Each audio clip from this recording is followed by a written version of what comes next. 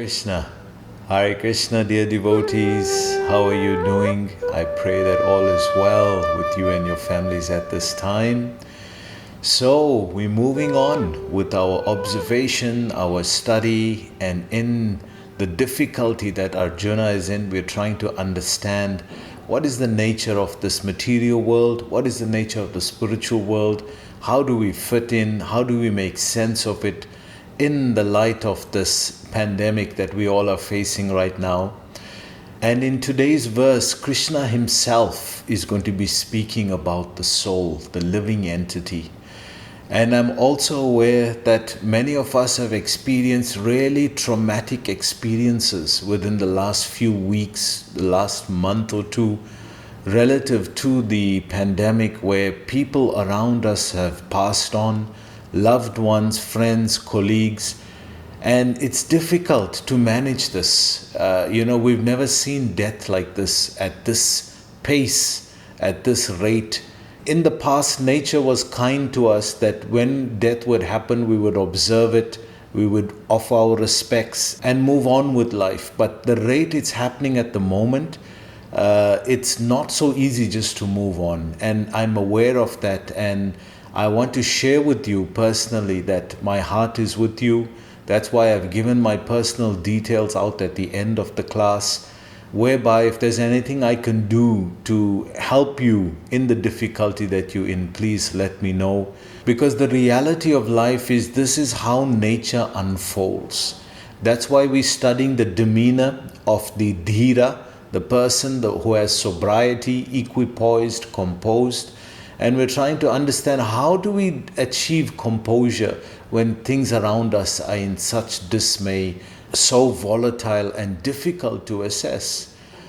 So first level Krishna has taught us, I'm also remembering, Arjuna was in this situation, and we were discussing in the 11th verse that when Krishna started to advise, first he connected to the emotional state of Arjuna. He didn't just give philosophy. Philosophy is there, and we've been discussing a lot of it recently. But I also want you to know that the first technique that Krishna was teaching is empathy. First, see where the person is and relate and try to comfort the person from that emotional state. And Krishna has done that. But our challenge is that death is happening so frequent and so rapidly, we don't know how to compose ourselves. So I'm remembering Arjuna at that time, even in the 6th verse, he was telling Krishna that, what do you know what it feels like, Krishna? What do you know what it feels like? You're just observing me, you're just assessing me. Have you been asked to kill your teacher, Sandipani Muni? Have you been asked to kill your grandfather, Parjanya Maharaj or Ugrasen? Have you been asked to do that? That's what I'm being asked to do here. So it's a very difficult moment in life. Please understand that. And Krishna is telling Arjuna from the heart, Arjun, I'm with you on this. I'm here with you. Don't misunderstand my intentions. But unless we assess it for what it is, not for more than what it is, then how do I help you? I can be the friend for you. I can be the shoulder that you want I can be the friend for you. I can give you my shoulder so you can lean on. But how do I help you from where you are if I don't tell you where the problem is? I'm not going to be able to help you. I can give you shoulder. I can give you shoulder to cry on. But that crying is not going to change unless we change the mind. So Krishna then is saying, Arjun, right now it's sensitive for you. That's why we see for almost 4 verses Krishna kept quiet. From 6 to 10, Krishna kept quiet. He didn't speak. Why? He let Arjuna express his emotions. And that's absolutely required. But once that was done, then he said, Arjun, if you really want help, Prabhu, if you really want help from where you are, then you have to have some philosophical understanding about life. You have to understand how life is working. And that's why he started speaking about the dhira. So today, in today's verse, he's speaking directly about this living, about this entity which is within the body called the soul. And unless you're from the spiritual paradigm, you're not going to even conceive of such a thing. This is why in yesterday's verse, na sato vidyate bhavo, na bhavo vidyate satam, ubayorapi drishtantvas tvanayas tattvadarshibhi. That this tattvadarshi, the dhira, he's assessing matter and spirit, and he's studying both. So unless you're studying both, you're not going to know that there's another dimension to the human being which is indestructible. And this is what he's telling Arjuna today. So let's see in verse 17 now. 2.17. Avinasitu tad vidhi yena sarvam idam tatam vinasam avyayasyasya na kaschit kartam aharati. Translation: that which pervades the entire body you should know to be indestructible. So Krishna starts his teaching to Arjuna on Sat. Yesterday he spoke about Na Sato Vidyate Bhavo. That which is not permanent, there is no endurance. So what is permanent? That's what he's discussing today. Na Bhavo Vidyate Satam. That which is permanent, there is no cessation. So he's explaining the spiritual paradigm and the living entity that lives within that spiritual paradigm. So unless we get information from the spiritual paradigm, how are we going to know about its nature? So today we're hearing about the nature of the soul, and Prabhupada describes that through the purport. So Krishna is telling Arjuna, there is something within the body, Arjuna, which is indestructible. That means it's not prone to all the laws of nature from the material world. It doesn't become under those laws. So this anti-material substance or entity is called the soul. And it's not prone to any of the effects of the material world. So let's see Krishna explaining this further. He describes here, no one is able to destroy that imperishable soul. So we don't have a reference in our experience as human beings of something that cannot be destroyed and that is indestructible, imperishable. We don't have an experience of that. Therefore, when the other traditions are describing the soul, they describe it as Brahman. It's just that this energy, formless energy, because anything we describe may fall into material categorization. So that's one level of it. But what is it then? If you say you can't see it, you can't hear it, you can't taste it, that's not explaining what it is. You're only saying what it's not. What is it then? So this is the problem with the other traditions. None of the other traditions can explain it. But here in Bhagavad Gita, now in this verse, Krishna himself, the Supreme Personality of Godhead, the Supreme Entity of the spiritual dimension, he's going to discuss, he's going to explain this entity which is the soul. So Krishna is starting from that dimension, saying it's not this, it's not this, it's not this. But eventually as he's speaking, he'll give more details of what it is. So Prabhupada gives a very beautiful purport with quotes from different scriptures of the Vedas, explaining the nature, the size of the soul, the nature of the soul, where it resides, what it does for the body, a lot of detail. So let's go over this and see what we can learn. So Prabhupada is describing, this verse more clearly explains the real nature of the soul. So you remember our definition of dhira is one who understands the soul, one who understands the super soul, one who understands nature, one who understands matter and spirit. So gradually now Krishna is going to speak on each of these topics because this is the nature of the dhira. So for now in the second chapter, he's speaking on the topic of the soul, right up to 2.30. So there's quite a lot of information that he's going to give about the soul. Let's see. Prabhupada says, which is spread all over the body. Anyone can understand what is spread all over the body. It is consciousness. So consciousness study is a big study in the world today. People are really trying to get to terms with what this is. So here in Bhagavad Gita, Krishna is explaining, due to the soul being present within the body becomes animated or conscious. So it's the energy field as a result of the presence of the soul. Prabhupada goes on, everyone is conscious of the pains and the pleasures of the body in part or as a whole. This spreading of the consciousness is limited within one's own body. The pains and pleasures of one body are unknown to another. So his point is that first understand it is individual part and parcel of the divine nature. It's an individual thing. So how do we know it's individual? Because I can't experience the pain in your body. I can't experience the pleasure in your body. I can only experience the pain and pleasure in my body. Therefore, my individual experience is different from your individual experience. Therefore, we are individual souls. Therefore, each and every body is the embodiment of an individual soul, and the symptoms of the soul's presence is perceived as individual consciousness. So, by symptomatic of consciousness, we then understand that the soul is in the body. As soon as somebody doesn't have consciousness, then that means the soul has left the body. So consciousness has different levels of it, because we speak about unconscious, right? You can be watching this video right now, but you can be unconscious of what I'm saying, right?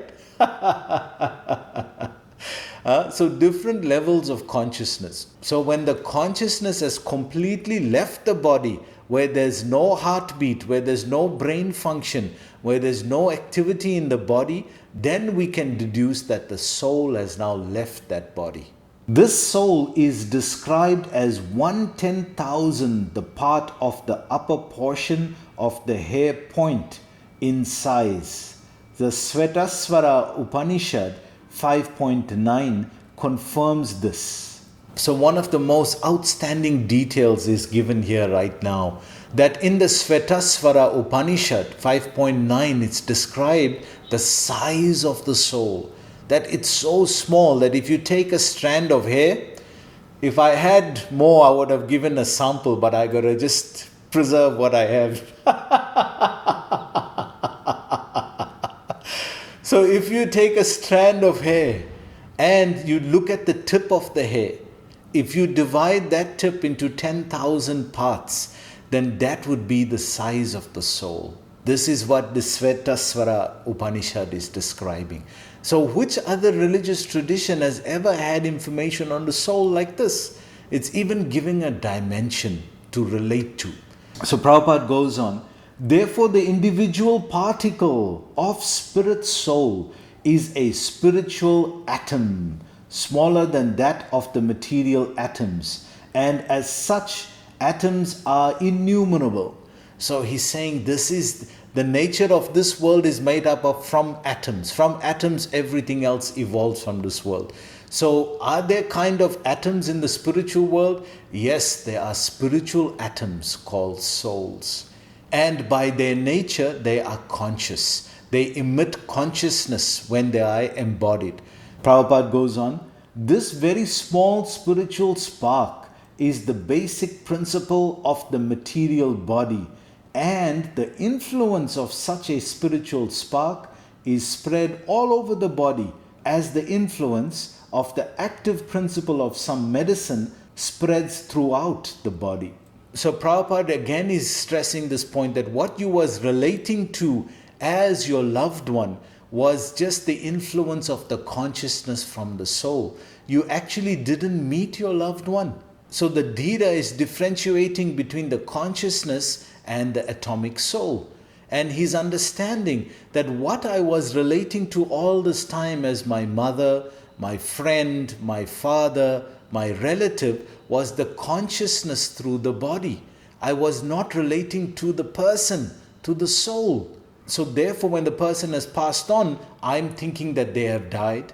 No, they have not died. They continue to live. What you was relating to was just the consciousness through the body. The soul is still conscious. It still lives on. It doesn't die when the body dies. So he goes on. This current of the spirit soul is felt all over the body as consciousness, and that is the proof of the presence of the soul. Any layman can understand that the material body minus consciousness is a dead body, and this consciousness cannot be revived in the body by any means of material administration. Therefore, consciousness is not due to any amount of material combination, but to the spirit soul. So he's saying again and again that what you was relating to is the consciousness which was coming through the body. And because that has ceased to be, you're thinking now the person has died. No, the person has not died. It's just there's no more consciousness in the body. That's all. So it's a deep point to think about, that I was relating to only the consciousness through the body all these years. And yet I never got to know the spirit soul. I was just relating to the consciousness through the body. Therefore, when that has ceased to be, because the body has ceased to be, I'm thinking the person has died. No, the person has not died. The soul is indestructible. Today's verse is saying, Avinasi tu tad vidhi yena sarvam idam tatam. The entity within the body is indestructible. So Prabhupada goes on. So the construction of the atomic soul is admitted in all Vedic literatures, and it is also actually felt in the practical experience of any sane man. Only the insane man can think of this atomic soul as all-pervading Vishnu Tattva. So Prabhupada is discussing a philosophical point here. It's his old friend, the Mayavadi story again. The Mayavadis who say that all is one, that we merge. So if we merge, how come we're having a separate experience now? So if we are all one, if we're all Vishnu Tattva and we all are one, then how come we're all having a separate experience right now? That my pain and my pleasure in my body is separate from your pain and your pleasure in your body. That means there's two souls. And if you look around, there's millions of souls then. Anything that is conscious, that has a body that is conscious, that's functioning, all the 8.4 million species of life, they're all separate. We can't relate to their pain and pleasure. That means each individual being is an individual atomic spiritual spark, and each one is separate and individual. So here Prabhupada is taking the opportunity to defeat this idea that we all are one. That means we are all separate. Sanatana. Mamevamsa jiva loke jiva bhuta sanatana manashastani indriyani prakatishtani karshati. So he's saying we are all parts and parcels. We are part of God. We have the divine energy. But in quantity, in size, we are small. We are atomic spiritual sparks. And God is the complete whole. And we discussed this point also in 15.16, that there is the Kshara, which is the conditioned souls, there is the Akshara, the liberated souls, and then is the Purushottama, the supreme soul. So nowhere there does it say that they merge and become one. There are three separate categories of living entity. So Prabhupada goes on here. The individual atomic soul is definitely there in the heart along with the super soul. And thus all the energies of bodily movement are emanating from this part of the body. The heart is the energy center of the body. Even science has proven to us now that there is part of the heart that has neurons, 40,000. And neurons we know is brain tissue. If the heart has brain capacity, means the heart can even think. And that correlates with our feeling of intuition, that when a mother is trying to understand the child, she uses intuition. She trusts the heart more than she trusts her brain. And from there we even see on a physiological note that all the red blood corpuscles get the energy from the oxygen that we breathe. That whole process of diffusion that is going on is all coming from the energy of the soul, which is in the area of the heart. And together with the soul is the super soul. So we see this in many traditions, even in Christianity. Even in Christianity, we find this, that the Son, the Father, and the Holy Spirit. So similarly, we get the soul, the super soul, and the Supreme Lord Himself. So it's not a foreign conception, but we need to connect it and see how it's working as the dhira. So Prabhupada goes on. The corpuscles which carry the oxygen from the lungs gather energy from the soul. When the soul passes away from this position, the activity of the blood generating fusion ceases. Medical science accepts the importance of the red corpuscles, but it cannot ascertain that the source of the energy is the soul. So this is the point. There's nothing wrong with science, and science has done phenomenal for humanity. But Prabhupada says, why have you not included the God principle? Why have you not connected it with God? If you study science with God, then you become a Tattvadarshi. That's what we learned yesterday. It's somebody who's studying spirit and matter. Now we're only studying matter and we're trying to get a complete understanding. This is not possible. And science has come to this understanding. They say that 95% of reality is what is called dark matter or dark energy. What is it? We don't know, because it's not a material substance. So you see, gradually they're coming to this understanding, just like the Tattvadarshis. Medical science, however, does admit that the heart is the seat of all energies of the body. So whether one follows Vedic knowledge or modern science, one cannot deny the existence of the spirit soul in the body. And the science of the soul is explicitly described in the Bhagavad Gita by the personality of Godhead himself. Wow, Krishna himself is describing this. It's not coming from the realization of a great sage or a great soul. Directly we're hearing from the Supreme Personality of Godhead, Sri Bhagavan Uvacha. Krishna himself is describing this.